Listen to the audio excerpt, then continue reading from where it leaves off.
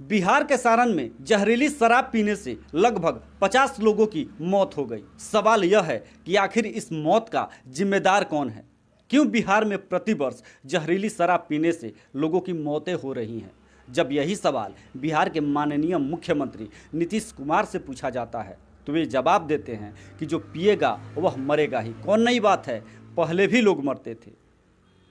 किसी प्रदेश के मुखिया के मुंह से यह बयान निश्चित रूप से शोभा नहीं देता।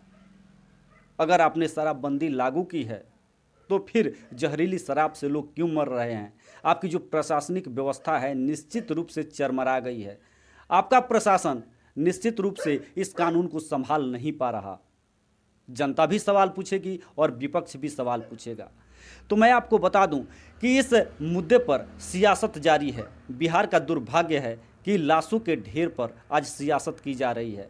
जिन लोगों का परिवार आज टूट चुका है, जिन लोगों के परिवार का मुखिया आज जहरीली शराब पीने से मर चुका है, जिस परिवार के ऊपर आफत का पहाड़ टूटा हुआ है, उस परिवार के प्रति संवेदना इन नेताओं के चेहरे पर दिखाई नहीं देती। इनके चेहरे पर सत्ता की भूख दिखाई देती है। जो विपक्ष आज सदन में चिल्ला रहा है, नीतीश कुमार के ऊपर आरोप लगा रहा है, सरकार पर आरोप लगा रहा है, मैं आपको बता दूं कि यही विपक्ष कल तक नीतीश कुमार के साथ था। शराबबंदी के मुद्दे पर सदन में तालियां बजाकर इसी विपक्ष ने नीतीश कुमार का समर्थन किया। जब गोपालगंज में जहरीली शराब पीने से सैकड़ों लोगों की मौत हो गई, उस समय भी यह विपक्ष नीतीश कुमार के साथ था। तो उस समय इस विपक्ष ने नीतीश कुमार पर उंगली क्यों नहीं उठाई? तो उस समय इस विपक्ष ने शोर क्यों नहीं मचाया? नीतीश कुमार का विरोध क्यों नहीं किया? अगर उसी समय इस मुद्दे पर कोई खास रणनीति बनी होती, इस मुद्दे पर कोई खास कानून बना होता, तो शायद यह दिन आज देखने को नहीं मिलता। लेकिन विपक्ष भी आज इस मुद्दे को पूरी तरीके से भुनाना चाहता है।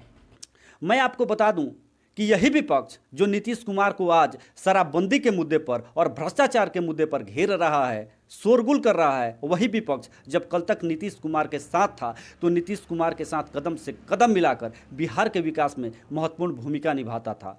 नीतीश कुमार के हाँ में हाँ मिलाता था। नीतीश कुमार जो कुछ करते थे उसका समर्थन करता था। लेकिन यही विपक्ष जब से नीतीश कुमार से दूर हुआ है, नीतीश कुमार की कमियां उन्हें नज़र आ रही है।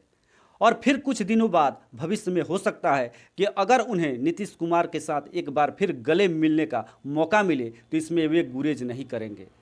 और जब जनता यह सवाल पूछेगी कि कल तक विपक्ष में रहने वाले लोग, नीतीश कुमार का विरोध करने वाले लोग आज नीतीश कुमार के साथ कैसे आ गए, तो उस समय इन नेताओं का बड़ा ही प्यारा जवाब होगा। वे मुस्कुराते हुए कहेंगे कि राजनीति में सब कुछ जायज़ है। राजनीति में कभी कोई किसी का अस्थायी दोस्त और दुश्मन नहीं होता। वे इस बात को इतना गर्व के साथ कहते हैं कि शायद संविधान में ये बातें लिखी गई हो। तो ये आचरण है इन राजनीतिक राजनेताओं का। मैं आपको बता दूं कि बिहार का यह दुर्भाग्य है कि जो भी ऐसी घटनाएं बिहार में होती हैं, उन घटनाओं से राजनीतिक दलों को कोई खास मतलब नहीं होता। उनका पूरा ध्यान इन मुद्दों से राजनीतिक फायदा उठाने का होता है। लाशों के ढेर पर राजनीतिक दल राजनीतिक रोटियां सेकने का काम करते हैं।